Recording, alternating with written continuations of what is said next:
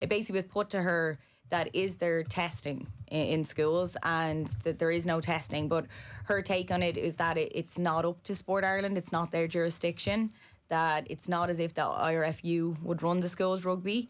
So it'd actually be the board itself that would have to implement this. So almost like it's out of their hands. Now, I was listening to Joe Malloy last night, and they said that actually the schools rugby have said the opposite, that it will be up to Sport Ireland. So there is a bit of a conflict there.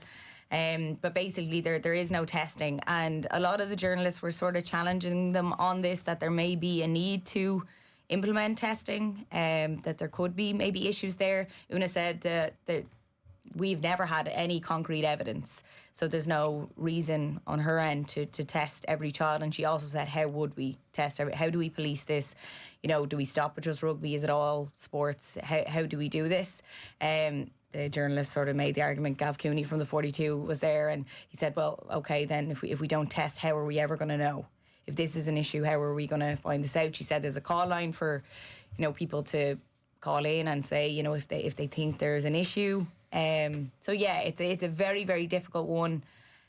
But I just wondered, what is the extent of this problem? Is it a problem? It's something that I think maybe if people out there know of anything, to let us know. Maybe it's something we should do a deep dive ourselves and look into. But yeah, it's unsure at this moment. I'd be curious to know how many people are actually ringing that anonymous hotline into Sport Ireland, and to what degree their private investigator type figure has information on this. Like, it's, on the one hand, I can understand why Dr. Una May would obviously say it's not her jurisdiction, but on top of that also say that there might be some problems with regards to testing underage athletes.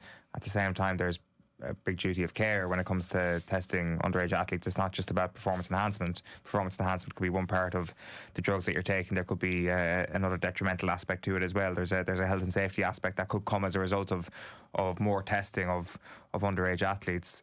It's a sport where at this moment in time has got to a stage where bigger is better.